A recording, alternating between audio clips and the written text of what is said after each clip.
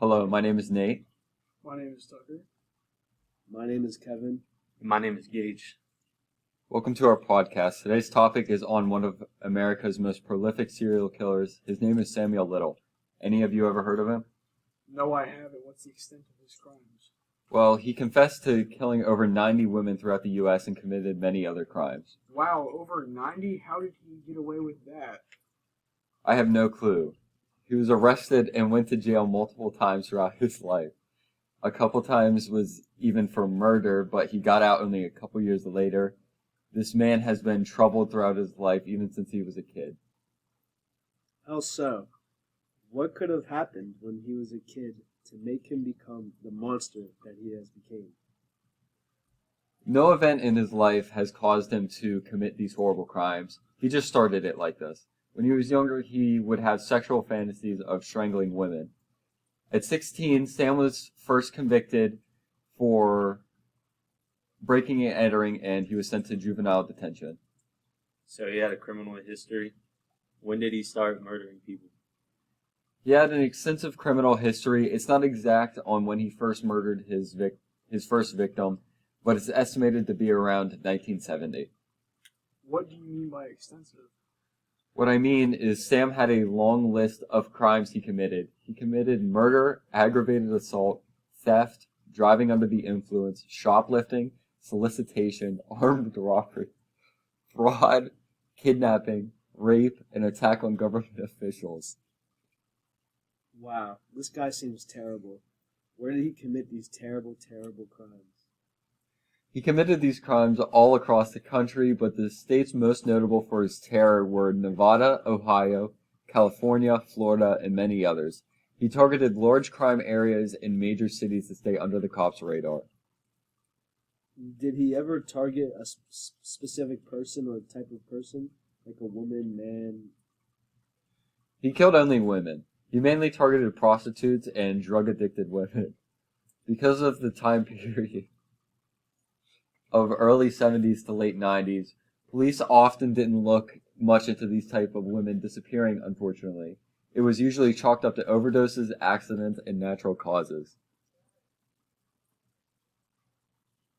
Can you talk about some of his crimes? Obviously, you've already discussed what crimes he committed, but can we get a bit into detail?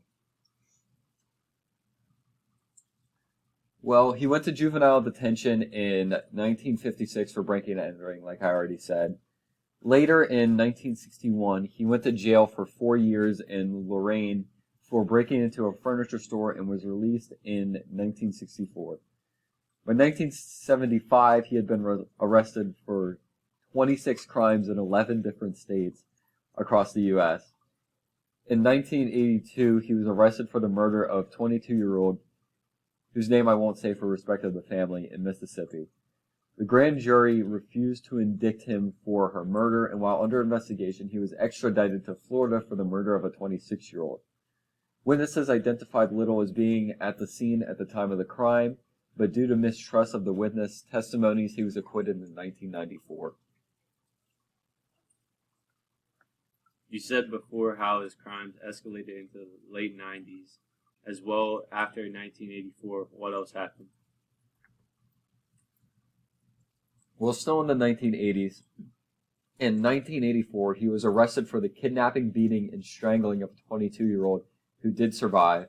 He was found 1 month later in the exact same spot he attempted to murder the 22-year-old, doing the same exact crime on another woman. He went to jail for 2.5 years, and when released, he immediately moved to LA and committed at least 10 additional murders. Only 2.5 years for almost murdering 2 people? That's absurd. It just keeps going. In 2012, he was arrested in Kentucky and extradited to California, where he was faced with narcotic charges. While there, he was DNA tested, and it was confirmed that he was involved in the murders of 3 women. All 3 women were found in the streets of LA, where he was extradited and tried for murder. During this time, he was being investigated for 36 murders during the 1980s. In total, Little was investigated for 93 murders involving women across the U.S. This guy is absurd. Why did they ever let him out of jail? Well, this arrest was his last. He stayed in jail until 2014, where he was put on trial for the 3 murdered women and was given 3 life sentences with no parole. He was admitted to California State Prison on September 25th, 2014. Throughout the years, he confessed to the investigators of other murders up until his death in 2020. Wow, what a terrible man. May his victims all rest in peace. Nobody deserves what happened to them. Yeah, this is really a national tragedy. May they all rest in peace. At this point, I would like to have a moment of silence for all the victims.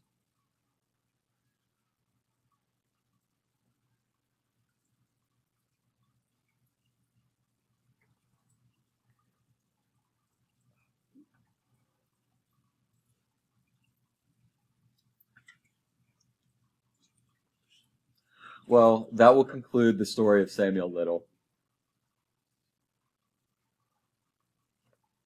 I still can't believe that he roamed free for so long to kill more people. Yeah, it's scary when you think someone like him could be out there right now. Well, let's hope not.